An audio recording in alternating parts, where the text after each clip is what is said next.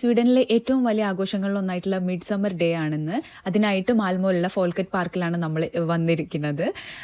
ഇതിൻ്റെ പ്രധാന ആകർഷണം എന്ന് പറയുന്നത് ഒരു കമ്പം, അതായത് പൂക്കളാൽ അലങ്കരിച്ചിട്ടുള്ള ഒരു മെയ്പോൾ ഉണ്ടാക്കിയിട്ട് ഓപ്പൺ സ്പേസിൽ വെച്ചിട്ട് അതിന് ചുറ്റും കുട്ടികളും വലിയവരും എല്ലാവരും ആടിയും പാടിയും ഒരുമിച്ച് കുറേ സമയം സ്പെൻഡ് ചെയ്യും.